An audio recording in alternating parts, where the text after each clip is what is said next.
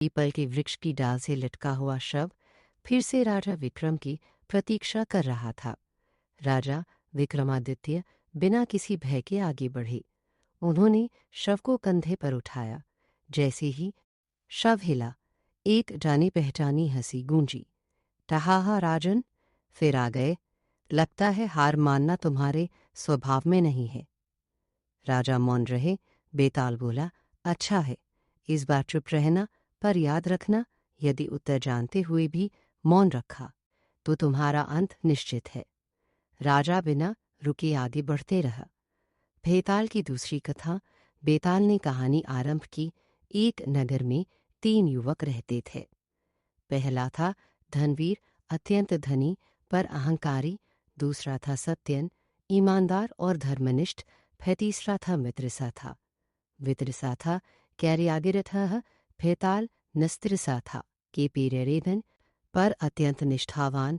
मित्र बथ तीनों बचपन से मित्र थे। एक दिन नगर पर शत्रुओं ने आक्रमण किया। राजा मारा गया। नगर में अराजकता फैल गई। तभी एक ऋषि ने घोषणा की, जो व्यक्ति नगर की रक्षा करेगा और धर्म की स्थापना करेगा, वही राजा बनेगा। तीनों मित्र युद्ध के लिए निकला। धनवीर ने धन से सेना जुटाई। सत्यन ने स्वयं युद्ध किया। मित्रसेन ने दोनों की प्राण रक्षा की। स्वयं घायल हो गया। युद्ध जीत लिया गया। प्रश्न उठा, राजा कौन बने? बेताल कुछ क्षण रुका और फिर बोला, बताओ विक्रम, धन देने वाला, युद्ध करने वाला, या प्राण त्यागने को तत्पर रहने वाला मित्र? च राजा का धर्म संकट। राजा विक्रम का मन विचलित हो उठा। वे सोचने लगे। धनवीर ने साधन दिए, सत्यन ने पराक्रम दिखाया, मित्रसेन ने निस्वार्थ बलिदान दिया। तीनों में गुण थे, लेकिन राजा सत्य जानते थे। हो मौन टूटता है। राजा ने गहरी सांस ली और बोली, राजा वही होना चाहिए जो स्वयं युद्ध में उतरकर धर्म की रक्षा करे। अतः सत्यन राजा बनने योग्य है।